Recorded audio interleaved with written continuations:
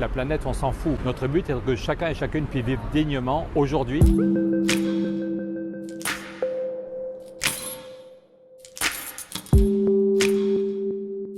Zéro exclusion, zéro pauvreté, zéro CO2, zéro carbone, ça montre bien le lien entre la question du climat et la question de la justice sociale. Notre but n'est pas de sauver la planète. La planète, on s'en fout. Quand les dinosaures sont morts, la planète a continué à tourner.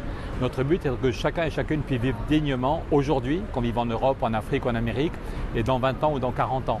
C'est au nom de la dignité humaine, c'est au nom d'un certain vivre ensemble qu'on veut gagner la bataille du climat. Et donc c'est très bien de rappeler que ces trois objectifs sont liés et qu'on peut et qu'on doit gagner la bataille sur ces trois objectifs en même temps.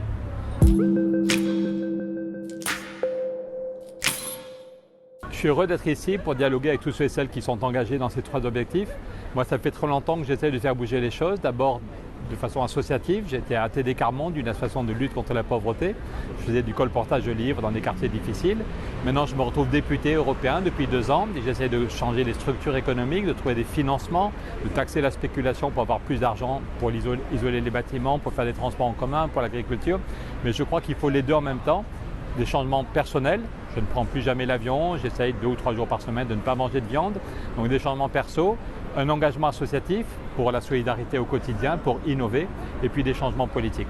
Et je pense que chacun de nous doit essayer, ou chacune de nous doit essayer d'être présent dans ces 3 dimensions.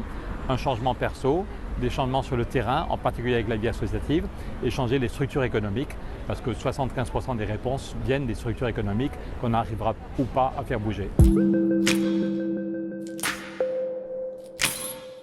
Ça fait 7 ans que je suis vraiment engagé sur la question du climat avec Jean Jouzel, un des plus grands climatologues européens.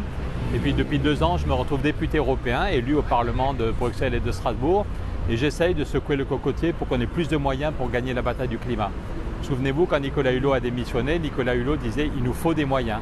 Maintenant, la plupart des gens ont compris la gravité du problème climatique, mais si on veut faire des transports en commun partout pour éviter les voitures, si on veut mettre en place de l'isolation des bâtiments pour éviter le CO2 qui vient du chauffage, si on veut aider les agriculteurs à se transformer, il faut des milliards. Et dans chaque pays, on a du mal à trouver cet argent, et par contre au niveau européen, on montre qu'il y a des solutions.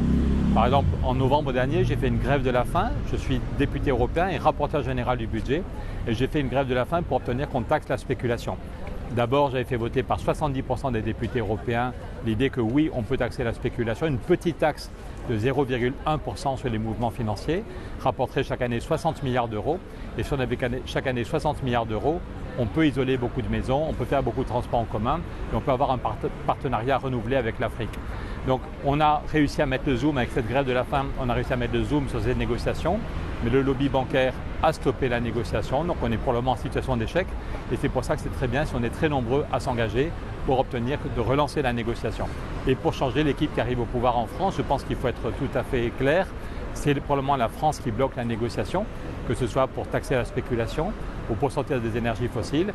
Et donc je continue mon job de député européen, je reviens de 3 jours à Bruxelles, mais je pense qu'il est très important de proposer une alternative en France pour avoir une équipe qui sera beaucoup plus motivée par la justice sociale et par le climat dans quelques mois.